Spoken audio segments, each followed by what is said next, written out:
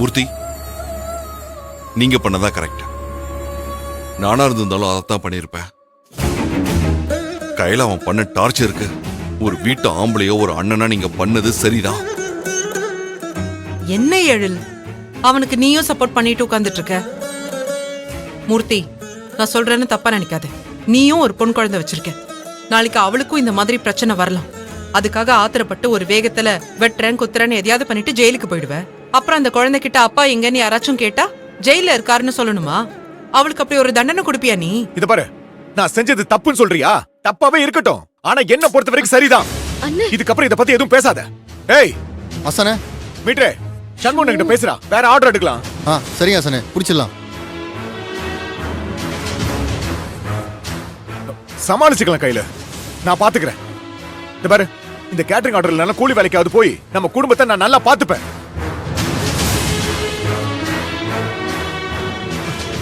ஆனா உன்னை எந்த இடத்துலயும் அவமானப்படுத்தவோ கஷ்டப்படவோ நான் அனுமதிக்க மாட்டேன்.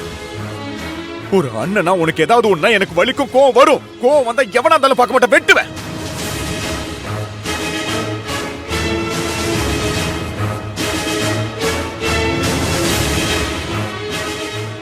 கையில் இந்த விஷயத்துல நான் மூர்த்தி பக்கம் தான் நிப்பேன். இங்க எல்லாருக்காகவும் நீ துடிக்கிற. உனக்கு ஏதாவது ஒண்ணுனா மட்டும் நாங்க பொறுமையா இருக்கணும், கோவப்படக்கூடாதா? உனக்கு இருக்க அதே பாசம் தான் எங்க எல்லாருக்கும் உன் மேலையும் இருக்கு.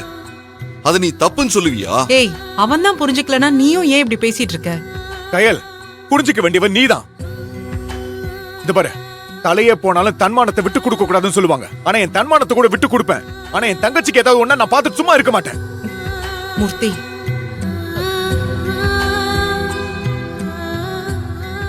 மூர்த்தி, சரி விடுங்க, பாத்துக்கலாம்.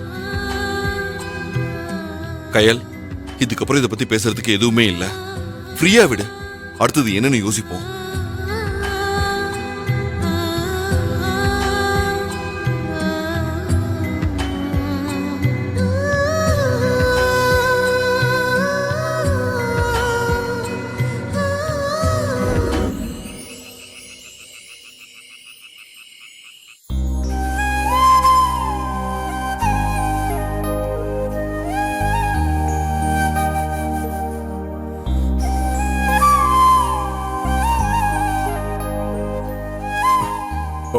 ஏ தனோ, மணி என்ன ஆகுது? ஏன் இன்னும் தூங்காம இருக்க? தூக்கம் வரலங்க. ஷோ, இப்ப உன்ன வேற சமாதானப்படுத்தணுமா?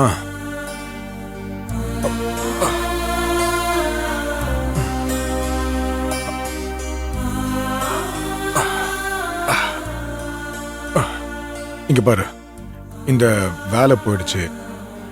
அடுத்து எப்படி குடும்ப செலவை சமாளிக்க போறோம்னு நீ யோசிக்காத. இத பாரு, இதை விட பெட்டராவே ஆர்டர் வரும்.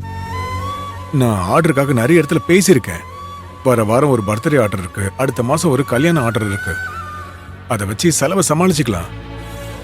மாப்பிள்ளைக்கு நாளைக்கு லோன் கிடைச்சு பிசினஸ் ஆரம்பிக்கிறதுலாம் ஒரு பக்கம் இருந்தாலும், இங்க பார், நான் இந்த குடும்பத்துக்கு என்ன செய்யணுமோ அதை செய்வேன். அதனால மூர்த்தி மூர்க்கத்தனமா கோவப்பட்டான், கிடைச்ச பெரிய ஆர்டரை விட்டுட்டான், வாழ்க்கை இப்படியே கஷ்டத்திலே போகும்னு நினைச்சு நீ கவலைப்படாத. இது பாரு, எல்லாம் மாறும். வா, கதவை சாத்திட்டு படுத்து தூங்க வா. யோ லூசு புருஷா. என்னது? எது லூசா? என்னடி இப்படி சொல்லிட்ட? நான் ஒன்னும் அதுக்காக கவலைப்பட்டு தூங்காம இல்ல. பின்ன இதுக்கு முன்னாடி எல்லாம் வேலையில ஏதாவது பிரச்சனை பண்ணிட்டு குடிச்சிட்டு யார பத்தியும் யோசிக்காம ரொம்ப மூர்க்கத்தனமா குடும்பத்தை பத்தி கவலைப்படாம பொறுப்பில்லாம இருப்பீங்க. நீங்க எப்ப மாறுவீங்க, திருந்துவீங்க, எப்போ கை நிறைய சம்பாதிப்பீங்கன்னு ஒரு சராசரி பொண்டாட்டியா யோசிச்ச காலங்கள் நிறைய இருக்கு. நான் அதை நினைச்சு பல நாள் தூங்காம இருந்திருக்கேன் தெரியுமா? ஆனா இன்னைக்கு நான் தூங்காம இருக்கேன்னா அதுக்கு காரணம் நான் ரொம்ப சந்தோஷமா இருக்கேங்க. என்ன சொல்ற? ஆமாங்க, இப்படி ஒரு அண்ணன் எனக்கு இல்லையே, என் கூட இப்படி ஒருத்தன் பிறக்கலையேன்னு இப்ப நான் கவலைப்படுறேன். தங்கச்சிக்கு ஒரு பிரச்சனை, அவளை ஒருத்தன் டார்ச்சர் பண்றான், அவ எக்கேடு கெட்டு போன நமக்கு என்னன்னு சுயநலமா யோசிக்காம என் தங்கச்சியை ஒருத்தன் டார்ச்சர் குடுக்கறானா அவன் மூஞ்சி முகரையெல்லாம் உடைச்சிட்டு அவளுக்காக அந்த வேலையை வேண்டாம் தூக்கி போட்டுட்டு வந்து நின்னீங்க பாருங்க. உங்களை நினைச்சா எனக்கு ரொம்ப பெருமையா இருக்குங்க. இப்படி ஒரு புருஷன் எனக்கு கிடைச்சதை நினைச்சு நான் ரொம்ப சந்தோஷப்படுறேங்க. ஹேய், எனக்கு எனக்கு ரொம்ப ஆச்சரியமா இருக்கு. இவ்வளவு பெரிய ஆர்டரை தூக்கி போட்டு வந்துட்டேன்னு நீதான் கோவப்பட்டு என்ன திட்டுவன்னு நினைச்சேன். ஆனா சந்தோஷமா இருக்குன்னு சொல்ற. ஏய், என்னால நம்பவே முடியல.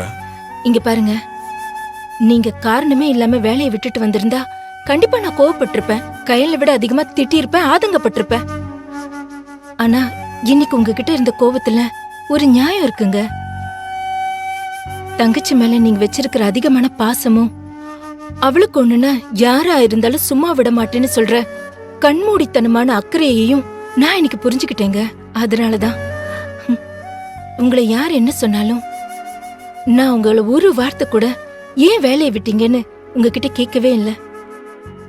ஒருவேளை அந்த டாக்டர் கையல் கிட்ட பிரச்சனை பண்ணான்னு தெரிஞ்சும் நீங்க எதுவும் கேட்காம வந்திருந்தாதான் நான் உங்ககிட்ட சண்டை போட்டிருப்பேன். நீங்க எப்பவும் இதே மாதிரியே இருங்க, அதுவே எனக்கு போதும். இந்த உறவுக்கும் உணர்வுகளுக்கும் மரியாதை கொடுத்துட்டா போதும். காசு பணம்லாம் தானா வரும். கண்டிப்பா தானோ. கையலுக்கு ஒண்ணுன்னா நான் எப்படி விட்டுருவேன்னு நினைக்கிறேன். நமக்கு எல்லாமே கையில் தான் தெரியுமா. இந்த குடும்பத்துக்கு ஆதாரமாவும் அஸ்திவாரமாவும் இருக்கிறது அவ ஒருத்தி தான். இன்னைக்கு இந்த குடும்பம் இந்த நிலைமையிலையாவது இருக்குதுன்னா அதுக்கு காரணமும் கையில் தான். நமக்காகவே வாழ்ந்துகிட்டு இருக்கா அவ. எப்படி விட முடியும் சொல்லு? தனோ, நான் இன்னைக்கு மொத்தமா மாறி பொண்டாட்டி குடும்பம் புள்ளன்னு நான் ஒரு பொறுப்பான மனுஷனா இருக்கிறதுக்கு காரணமே கண்டிப்பா அவதான். என்ன கோவக்கார மூர்த்தியா மட்டும்தான் எல்லாருக்குமே தெரியும். ஆனா நான் எதுக்கு கோவப்படணும், எப்ப கோவப்படணும்னு அந்த அறிவை கொடுத்தது கையில் தான். அதையும் தாண்டி இன்னைக்கு நம்ம சாப்பிட்ற சாப்பாடு, நாம போட்டுக்கிற ட்ரெஸ், ஏன் நம்ம அணுவோட படிப்புன்னு எல்லாமே கையில் கொடுத்ததுதான். அப்படி இருக்கும்போது அவள ஒருத்தன் கஷ்டப்படுத்துறான்னு தெரிஞ்சா சும்மா விட்டுருவானா? என் தங்கச்சிக்காக எது வேணாலும் செய்வேன், என்ன வேணாலும் செய்வேன்.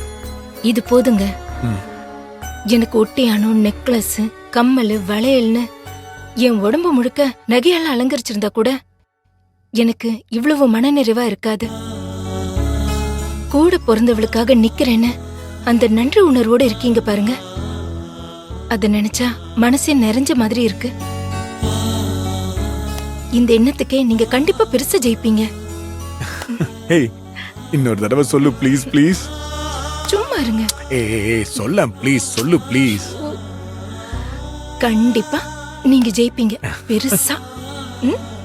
ஐயோ